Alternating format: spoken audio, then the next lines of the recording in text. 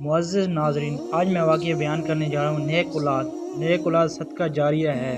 معزز ناظرین، حضرت عمر بن عبدالعزیز ایک بہت کامیاب باپ تھے۔ ان کے 11 بیٹے تھے۔ ان کی زندگی بہت غریب تھی کہ بچوں کی ضرورت بھی پوری نہیں ہو سکتی تھی، یہاں تک کہ ان کے بچوں کو کھانے پینے کی چیزیں بھی پوری نہیں ملتی تھی۔ ایک مرتبہ انہوں نے اپنی بیٹی کو بلایا، مگر اس کے آنے پر دیر لگی۔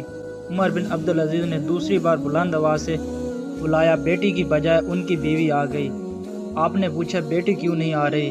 بیوی نے جواب دیا، بیٹی جو کپڑے پہنے ہوئے تھے وہ پھٹ گئے تھے، اب وہ ساتھ والے کمرے میں کپڑے سی رہی ہے۔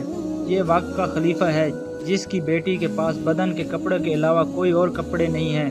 خلیفہ وقت کی اتنی غربت والی زندگی تھی، مگر انہوں نے بچوں کو محبت سکھائی، خدمت سکھائی، نیکی سکھائی اور بچوں کے اندر نیکی کا جذبہ۔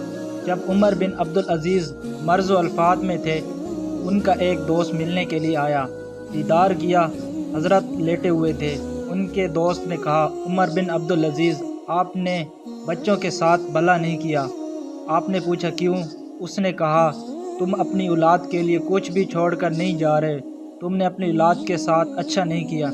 جب اس نے یہ الفاظ کہے، عمر بن عبدالعزیز اٹھ کر بیٹھ گئے اور فرمانے لگے، دیکھو اگر میری اولاد نیک بنی ہے تو میں نے ان کو اللہ کی سرپرستی میں دے کر جا رہا ہوں، کیونکہ اللہ تعالیٰ فرماتے ہیں اللہ نیک کاروں کا خود سرپرست ہوتا ہے، میں ان کو اللہ کی سرپرستی میں دے کے جا رہا ہوں۔ اگر میری اولاد نیک بنی تو ان کے عکس و فجور کے اوپر معاون نہیں بن سکتا۔ اللہ کی شان دیکھیں۔